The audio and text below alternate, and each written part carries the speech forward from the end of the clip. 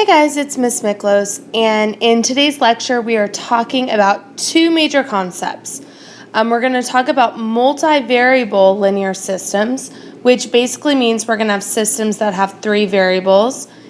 Hence, we're going to need three equations. And something totally new, it's called partial fraction decomposition. I know you can't wait, it sounds like fun. So, let's get started. We're going to start off with a system of three equations, and basically they are in terms of three variables, x, y, and z. So here we see we have three equations, we have three variables. Now here we have an equivalent system in what we call row echelon form. Okay, we're going to use row echelon form quite a bit today and in subsequent lessons. And basically when a system is in row echelon form, we can see that it has a stair-step pattern with leading coefficients of 1. And what that means is our first equation has an x coefficient of 1. Our second equation does not have an x and it just has a y coefficient of 1.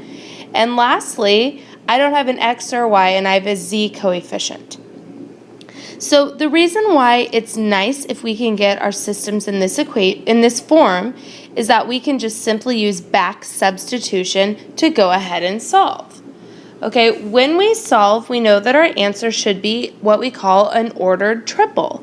So we're going to have x, y, and z as our ordered triple for our answer. So let's go ahead and do number one. Number one, it's telling us to use back substitution. So we're going to start, we already know that z is 2, so I'm going to substitute into this second equation here, and I'm going to write y plus 4 times 2 equals 7. So y plus 8 equals 7, so y is negative 1. So then what I'm going to do is I'm going to take negative 1 and 2, because those are the y values and the z values, and substitute it into that original equation to solve for x.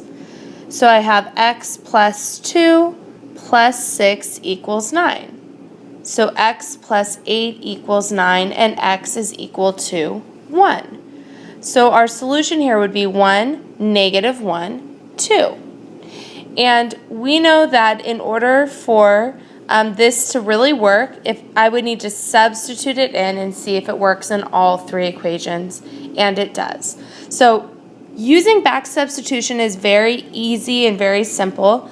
Unfortunately, not all the equations are going to be given to us in this nice, easy form. When things are not given to us in that nice, beautiful form, we're going to use something called Gaussian elimination. And basically, we can use three different elementary row operations, which are listed here for us, to convert a system into row echelon form. Okay, it says we can interchange two equations, so we can switch the order of any equation. Secondly, I can multiply one of the equations by a constant. I would want to do this if I was getting a coefficient of 0. And then lastly, we can add a multiple of one equation to another equation. And this is what we would do when we cancel out a variable. We're going to see that these three elementary row operations are used a few lessons in this chapter. So today's a good introduction to them so that we can get familiar with how to use them. Okay. I also want to note that even though division isn't listed as a possibility, we know that multiplying by the reciprocal is the same thing. So, number 2, it says solve the following system using Gaussian elimination. Note it will require 4 steps using elementary row operations to convert the system to row echelon form. Then use back substitution to solve. And it's really important for us that we keep track of our steps as we go. Okay, so I'm going to zoom in here, and I'm going to be really careful in the way that I label everything. So I'm calling these equation 1, equation 2, and trying to get a nice color, a purple equation 3. So my first goal is that I want my very first equation to have an x coefficient of 1. And we already have that, which is great. So if we didn't have that, one thing we could do is we could switch the order of equations to achieve that. Secondly, I want to cancel out the x's in these two equations. So I'm going to start by eliminating the x in equation 2. Now, I'm noticing that we kind of said our two major row operations that we can use is we can add any two equations together, and that is going to help us cancel out variables, or we can multiply an equation by a constant, and that's going to help us get a 1. In this case, I notice if I add these two together, the x's would cancel out. So I'm going to do equation 1, which is x minus 2y plus 3z equals 9, plus equation 2, which is negative x plus 3y plus z equals negative 2.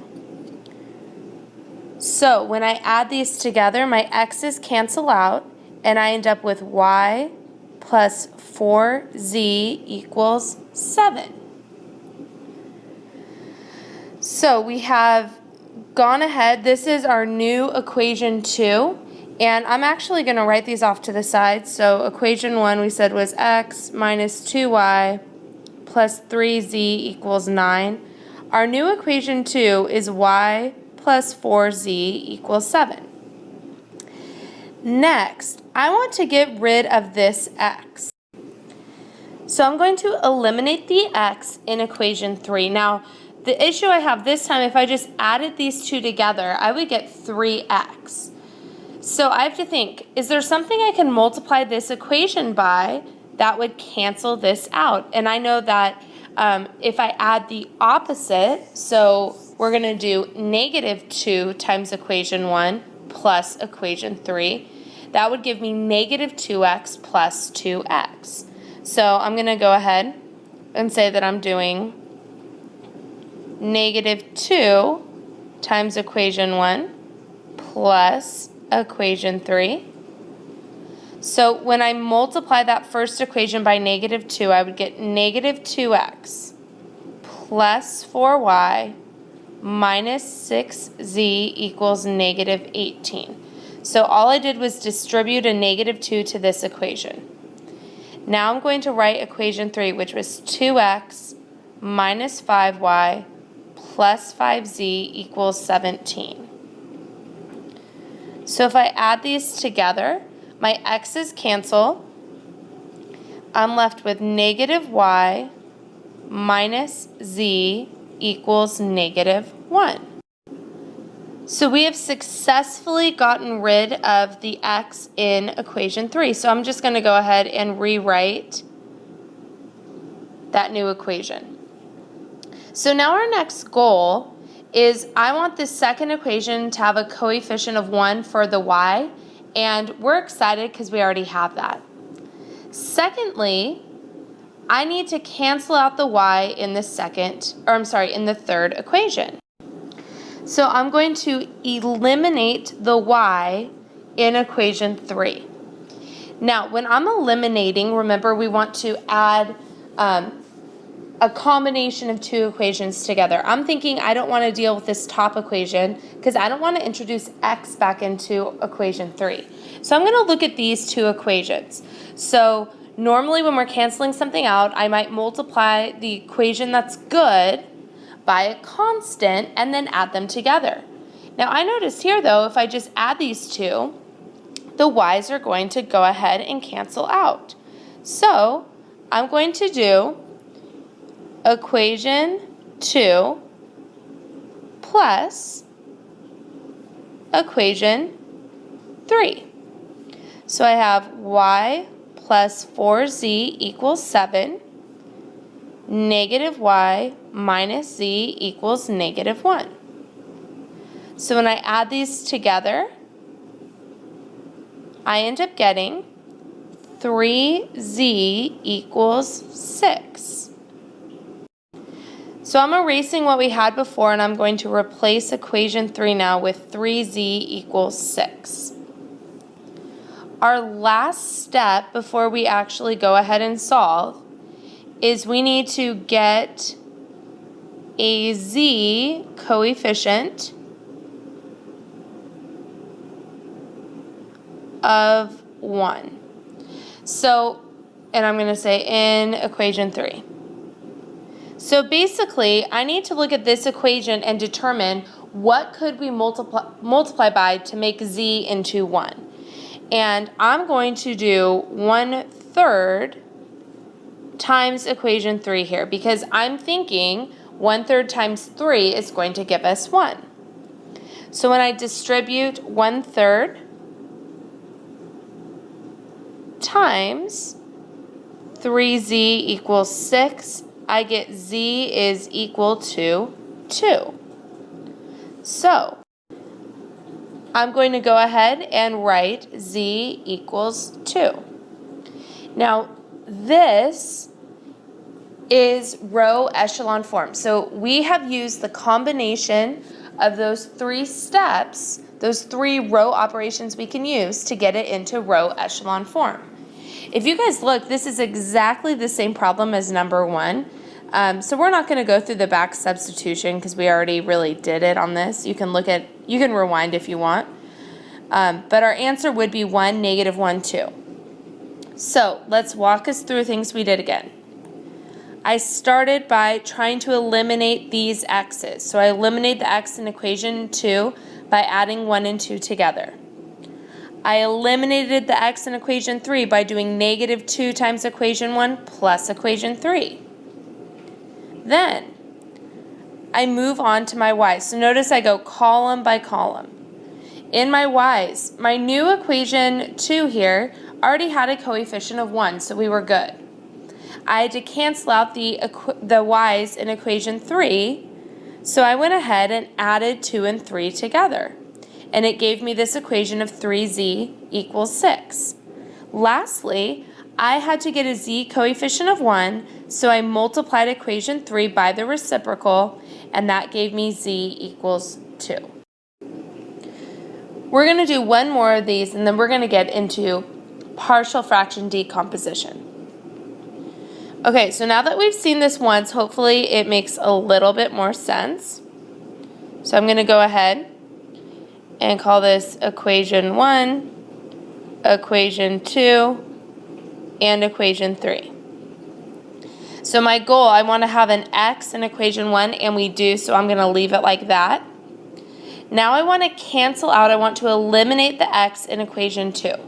So looking at these two values, I'm thinking this would need to be -2x to cancel out the x.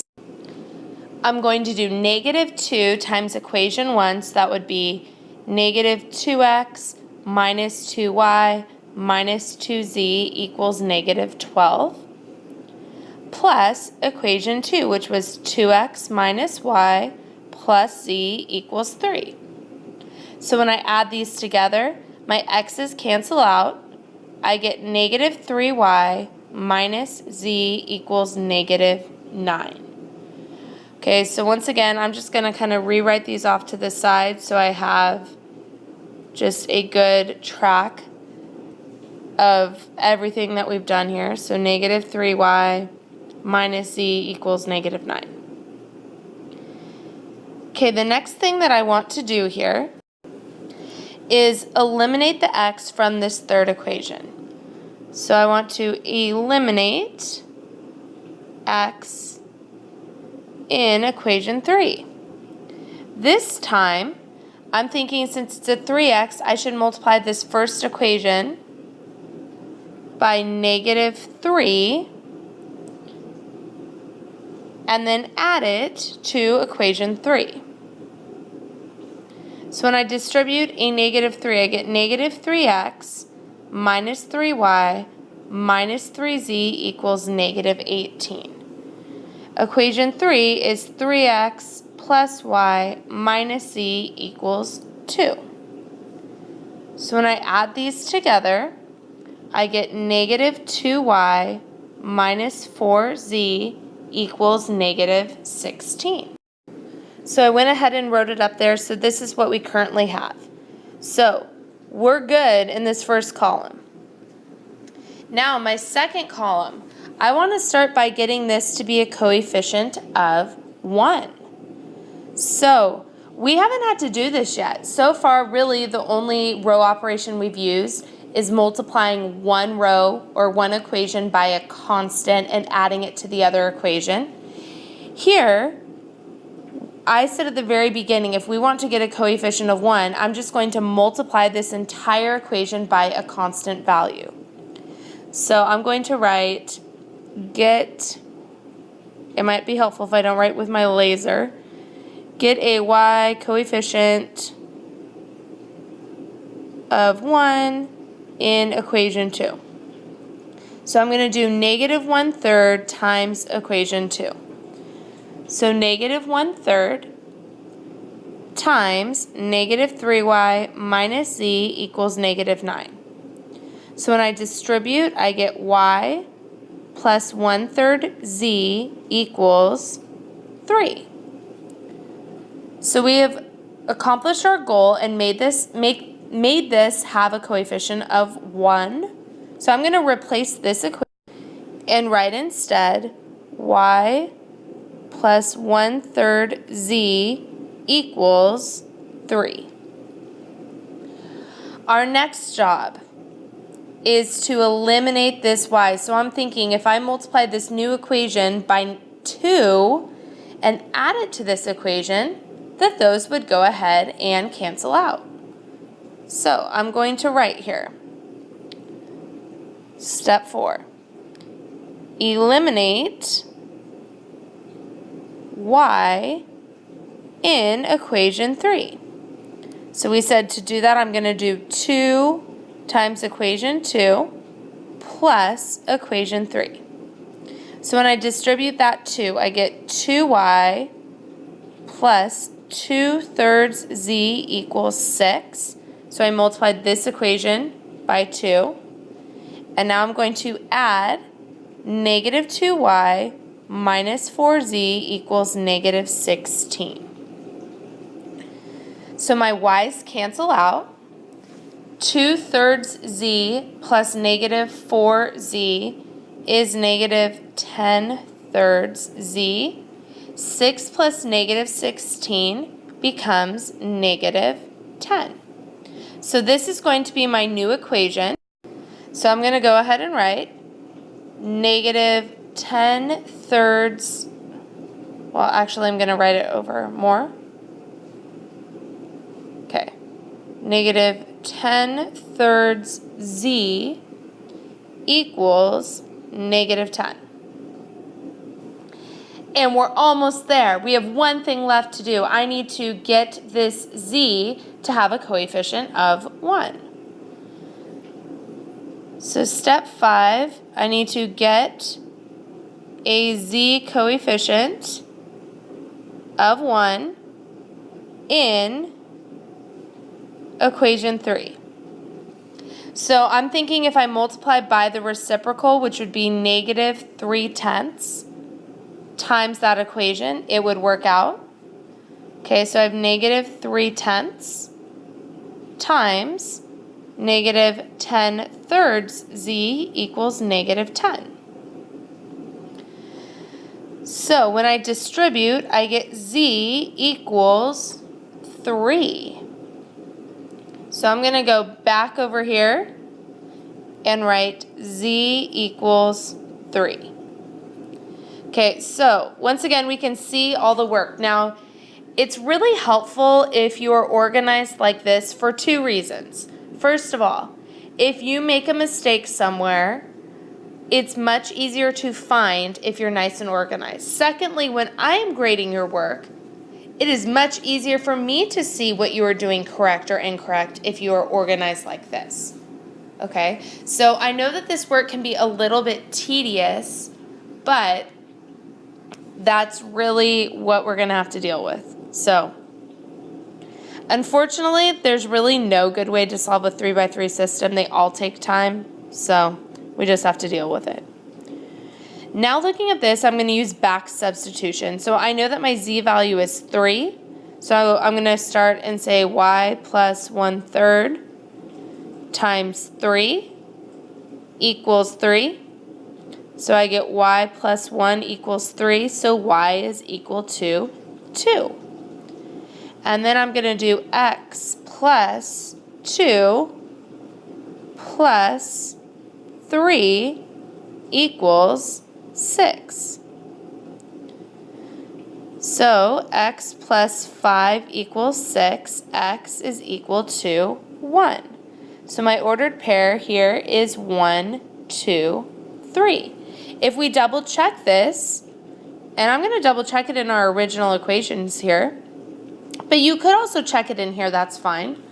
1 plus 2 plus 3 is 6. 2 minus 2 plus 3 is 3. 3 plus 2, which is 5, minus 3 is 2. So checking this, it does work. Okay, so I know that Gaussian elimination may not be your favorite method, but it is very like step by step. We kind of follow the same rules, the same steps every single time. The more we practice it, the better you guys will get at it. Okay, final concept of this lecture is something called partial fraction decomposition. And this is actually a calculus concept that we're learning because we're in pre-calculus. And what this is doing is basically a rational expression can often be written as the sum of two or more simpler rational expressions. For example, if we have this equation, remember a rational expression means an expression that has a fraction in it. It can be written as the sum of two fractions with linear denominators. So these are equal to one another. Each fraction on the right side is called a partial fraction. Now, obviously, just by looking at this, it would be really difficult to figure this out. So we're going to use this process, which is called partial fraction decomposition. So let's go ahead and get into number 1 here. So the first thing that I want to do here is to factor the denominator. So I'm just going to factor the denom. So I know we practiced factoring last class. Hopefully this is an easier factoring one for us. I'm going to do minus 3 and plus 2. And so then what I'm going to do with that is I'm going to write a fraction for each factor. So I'm going to say here, okay, x plus 7 over x squared minus x minus 6 equals something, I'm going to call it a, we don't know what that is, over x minus 3 plus something, we'll call it b over x plus 2. I'm just going to keep that in my parentheses so it's nice. Okay, so this is really what we're solving for. We're trying to determine what are those numerators. So I'm going to multiply everything by the LCD. Okay, so let's just kind of recap. We factored the denominator. Then I wrote the fraction for each factor, having those factors in the denominator. If we had 3 factors, I would have to add a third one and have plus c over something. Now we're going to multiply everything by the LCD. Okay, the LCD is x minus 3 times x plus 2. And I'm going to write over 1 just to remind myself that that's what we should do. So when I distribute, I just get x plus 7, because this denominator is x minus 3 times x plus 2. Okay, so they cancel out. When I distribute here, the x minus 3's cancel out, so I'm left with a times x plus 2. And when I distribute to this third term, the x plus 2's cancel out, so I'm left with b times x minus 3. So I'm going to go ahead and try and solve this now. So I'm going to distribute the a to both of those. So I have ax plus 2a. And then distribute the b, so I have plus bx minus 3b. And some things that I notice here. I notice that I have some x terms and then I have some constant values. So I'm going to go ahead and rewrite this and group those x terms together. So I'm going to write ax plus bx plus my other group, I'm putting those other two terms, 2a minus 3b. Now, what I want to point out here is if these two are equal to each other, this x has to be equal to this x term, and this 7 has to be equal to this constant. Okay, so I'm going to think of this as 1x plus 7 equals. Now, looking at this, I notice that they both have an x in common, so I'm going to factor that x out. I'm just going to put it in the behind though. Okay, normally when we factor, we put it out in front. Here I'm putting it behind, so it looks the same as this. So 1x and the quantity a plus bx plus. I don't have any GCFs here, so I'm just going to leave it 2a minus 3b. So now what I'm going to do, I'm going to set 1 equal to a plus b. So I'm writing 1 equals a plus b. Because if these two equations are equal to each other, these coefficients also must be equal to each other.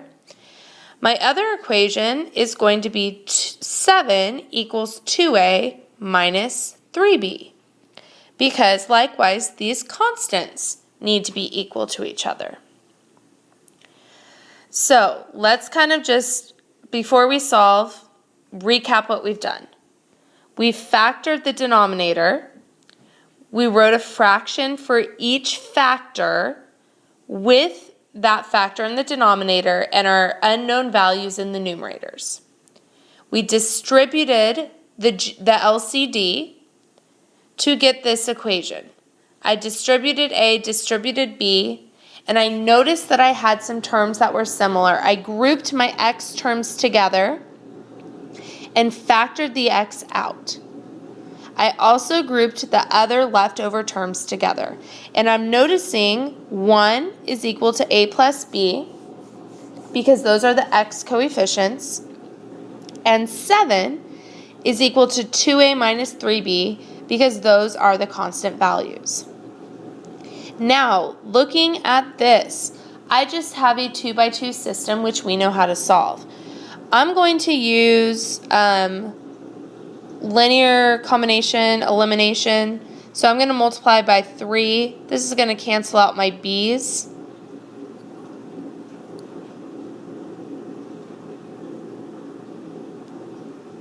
So my b's cancel out, and I have 10 equals 5a. So 2 is equal to a. So I'm going to substitute that into the 1 equals a plus b. So I'm going to write 1 equals 2 plus b.